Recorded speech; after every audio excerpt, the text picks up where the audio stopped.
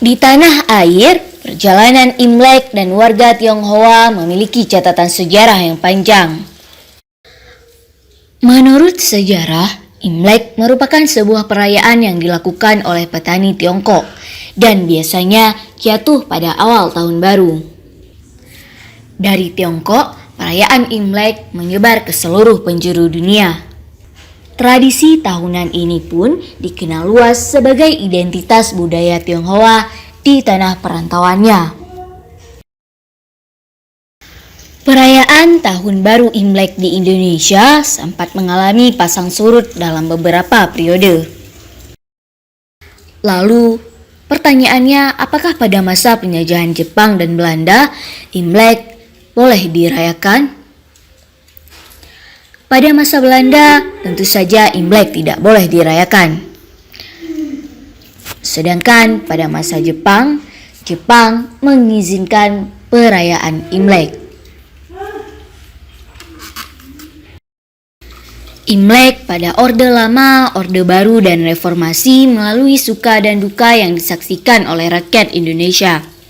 Pada masa Orde Lama, pemerintah mengapresiasi etnis Tionghoa dengan mengeluarkan ketetapan pemerintah tentang hari raya seperti Tahun Baru Imlek.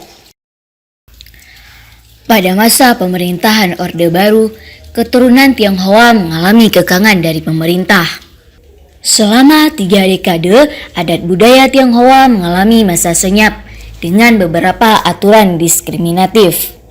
Hal ini berawal dari dikeluarkannya Instruksi Presiden Nomor 14/1967, yaitu pelarangan merayakan hari-hari besar yang berhubungan dengan adat istiadat Tionghoa. Seluruh perayaan, tradisi, dan keagamaan termasuk Imlek, Cap Gomeh, dan sebagainya dilarang dirayakan secara terbuka. Atraksi barongsai dan liong juga dilarang dipertunjukkan pada publik. Pada masa ini, umat Konghucu sangat dimarginalkan. Mengapa? Karena Soeharto menghendaki asimilasi total di Indonesia. Di eranya Soeharto, beliau kerap kali bekerja sama dengan negara barat. Setelah Soeharto lengser pada tahun 1998, tradisi adat istiadat Tionghoa yang sebelumnya dilarang kini kembali menunjukkan eksistensinya. Aturan yang dianggap mendiskriminatif warga Tionghoa akhirnya dihapus pada era Presiden Gus Dur. Gus Dur mengganti peraturan tersebut dengan mengeluarkan Keputusan Presiden Nomor 6 Tahun 2000 bersamaan dengan penetapan agama Konghucu sebagai agama resmi ke-6 yang diakui di Indonesia. Kemudian beliau meresmikan Imlek sebagai hari libur bagi penganutnya. Menurutnya, etnis Tionghoa merupakan bagian dari bangsa Indonesia. Karena itu, harus mendapatkan hak-hak yang setara termasuk dalam menjalankan keagamaan dan mengekspresikan budaya mereka. Pada masa Presiden Megawati Soekarno Putri, Imlek pun dijadikan sebagai hari libur nasional.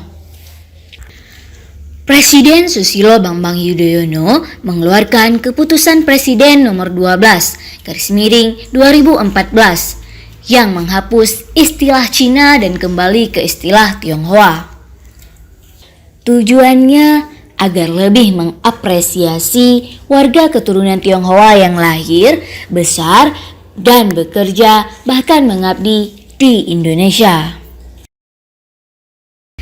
Imlek kini telah menjadi bagian dari keberagaman tradisi Indonesia.